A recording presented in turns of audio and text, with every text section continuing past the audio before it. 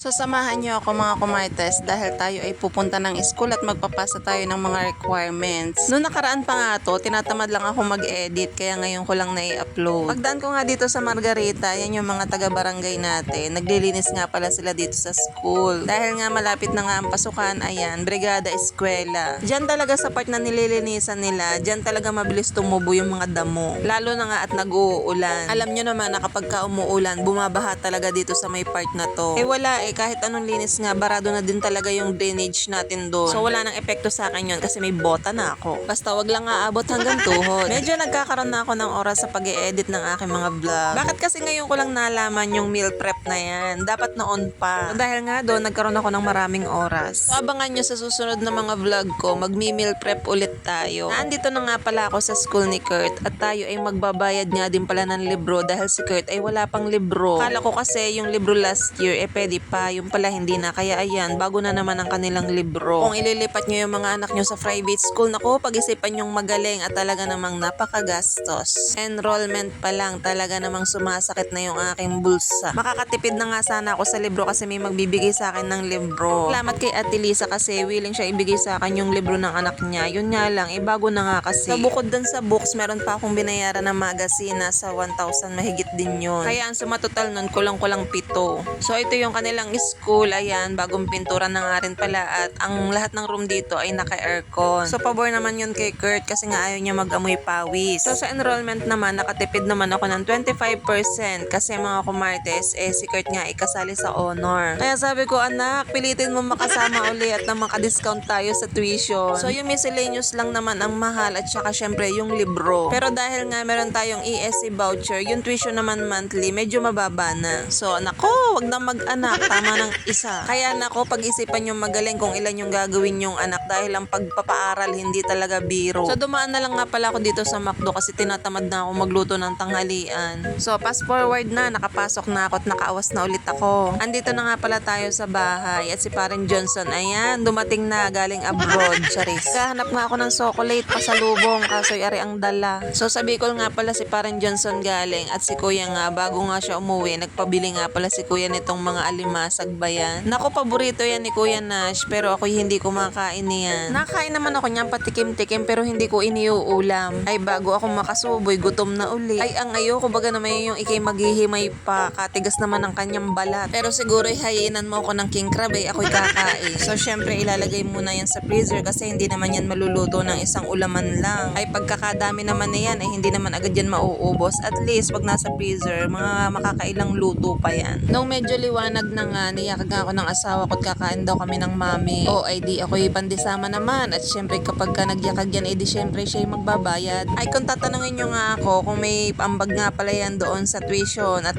libro ni Kurt, ay naku meron ho, pogi lang yung ambag. So ako naman mga kumartes, hindi ko na pinaghahanapan yung asawa kong yan dahil hindi naman din kalakihan ang sinasahod niyan sa construction. Pagka ganon mga kumartes, lawakan nyo na lang yung isip nyo. Hindi yung paghahanapan nyo pa yung asawa nyo, alam nyo naman na ganun lang yung sinasahod. So kung alam nyo naman na kayo yung may kakayahan, wag nyo nang isumbat. Kaya kami bibihira nyo mag-away. Talaga namang nagagalit lang ako dyan kapag ka nasa inuman. Ay dini nga, ako pa ang pinagbabayad at nakitang ako'y may dalang wallet. Ay aba, ako'y nagreklamo. Sabi ko, aba, dito mo na nga lang ako inililibre. Ako pang pagbabayadin mo. Sa mami na nga lang ako makakalibre. Sa libro nga at saka sa enrollment ay hindi na. Ay talaga namang, talagang, ako'y talagang. O diba, hindi ko naman siya sinusumbatan. Pinapaliwanag ko lang naman. Mami lang naman are. Ay baka di pa kami mag-aaway. Charis. Alam naman niya na kapag ako hindi pa nahingi ng tulong sa kanya, alam niyang kaya ko pa. Pero pag ako'y umungot na sa kanya na kailangan mo ng ganito, ibig sabihin ay talagang wala nang madudukot. Kasi mga kumartes, kapag kausapin na sa school ni Kurt, pag kaya ko, ako naman na yung sumasagot, hindi ko na hinihingan yung asawa ko. Pero pagka alam kong nagigipiters din naman ako, nahingi ako ng baka sa kanya, pero hindi naman siya nagrereklamo doon. Sa pang-ulam naman namin, siya talaga yung sumasagot doon, yung ulam namin araw-araw. Pero ako pa din yung nagbabudget, kaya ang hirap. Pasalamat na din talaga ako mga kumartes kasi bukod sa trabaho ko, meron akong mga extra income. Kaya yun, kahit papano naman yung ibang gastusin sa bahay, nasasalo naman. Dito nga pala kami nagmami mga kumartes sa may tapat ng Bongkayo Church. Kailangan din talaga kapag ka magmamami kayo o magpapares, agahan nyo kasi ang bilis maubos ng pares ni Kuya. So ang in-order ko yung